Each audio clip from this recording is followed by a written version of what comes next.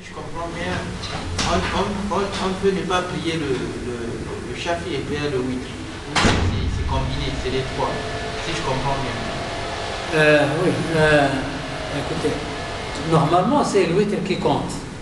Mais On ne peut pas le prier tout seul, c'est adab. c'est la politesse. La politesse avec Allah subhanahu wa ta'ala.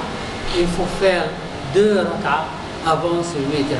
Et en plus de ça, si vous êtes en train de faire le shaf' et le witr, vous faites 2 rak'ah et puis vous voulez monter pour le witr et vous rencontrez quelqu'un. Quelqu'un est venu, il vous demande quelque chose et vous parlez longtemps avec lui, puis lui il s'en va, vous répétez 2 rak'ah avant le witr. Comme respect avec Allah subhanahu wa ta'ala. Ça, c'est pas obligé de Vous n'êtes pas obligé, si vous faites le witr seul, oui. Ça suffit. Mais il y a une idée d'impolitesse. C'est pas obligé de prier le chafi avec simple. Chafi avec Ala, c'est l'autre ala. Sabih. Vous lisez ce que vous voulez. Le prophète sallallahu alayhi wa sallam, de temps en temps, il lit Sabih pour la première raka, Qul ya ayyuhal kafirun pour la deuxième raka, et l'Ikhlas ou le Falaq ou le Nas pour le witr.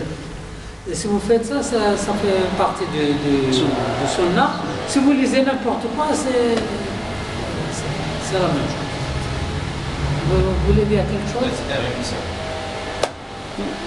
Pour ça, oui. Mais cette witr, on peut faire sur place à la mosquée depuis que l'imam a fini Salat Isha. On peut le faire à la mosquée sur place. Oui, oui. Si vous pouvez, vous le laissez jusqu'à le moment avant d'aller vous coucher. Avant d'aller dormir. C'est le meilleur. Mais si vous avez peur de perdre le wudu ou d'oublier, etc., vous pouvez le faire directement avec l'Isha, après l'Isha. Vous pouvez le laisser aussi jusqu'à ce que si vous réveillez avant le Fajr,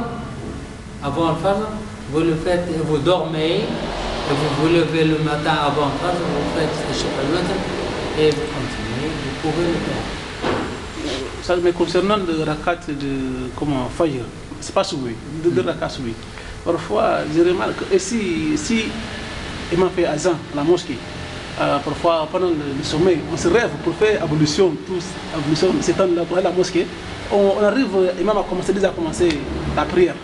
Donc nous sommes obligés de faire la prière ensemble après, on fait 2 rakats de souris. Donc est-ce que après c'est... Quand vous faites le wudu? Oui, à la maison. À la maison. Oui, pour aller après à la mosquée. Oui. Ce temps-là, avant qu'on arrive à la mosquée, oui. L'imam a commencé la prière, oui. un diamant avec les hommes. Oui. Donc nous sommes un peu en retard. Donc on va commencer la prière ensemble avec l'imam. Après qu'on a fini, on peut faire 2 rakats. Si vous avez l'habitude de faire les 2 rakats de wudu, vous pouvez les faire après ça. Parce que le prophète sallallahu alayhi wa sallam, il avait l'habitude de faire quelques salawats et parfois s'il y avait des empêchements, des choses qui l'empêchent de faire ces salats, il les prend comme une dette, il les paye dans un autre temps. Ce sont des salats bénévoles, oui.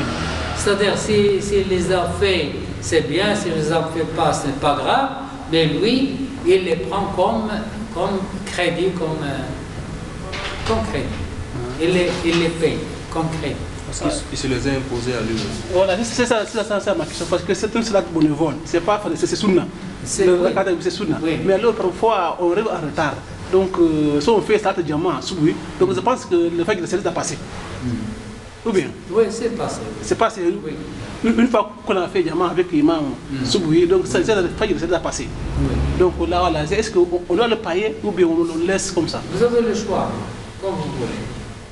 Il y avait le prophète, au temps du prophète alayhi salatu wassalam, je ne me rappelle plus c'est quel sahaba, ils étaient en train de faire la salat souk, le fard, et quand ils ont fini de faire le fard, il y a un sahaba qui s'est levé et qui a fait 2 rak'ahs. Donc après le prophète alayhi salatu wassalam lui a demandé c'est quelle salat tu es en train de faire, est-ce que tu es en train de créer quelque chose de plus? Et il lui dit non, que ce sont les 2 rak'ahs que je n'ai pas fait, que je suis en train de rattraper. Donc le prophète alayhi salatu wassalam lui a autorisé de faire ça. C'est-à-dire que si tu finis le fard et que tu veux rattraper juste après le fard, par exemple les 2 rak'ahs, tu as la possibilité de faire ça. Mais Oui, ça reste toujours... Oui, pour un riba, si vous vous levez tard et vous faites les ablutions, vous entendez que l'imam va commencer la salade, vous précipitez, vous faites la salade avec l'imam, mais vous n'avez pas fait rariba. Oui. Alors vous avez 2 choix. Si vous, juste après la salade, vous voyagez ou vous allez au travail ou vous allez à votre occupation, vous allez rater rariba, faites rariba juste après la salade. Mais si vous avez le temps, jusqu'à Doha arrive, il vaut mieux la laisser jusqu'à Doha. Vaut mieux.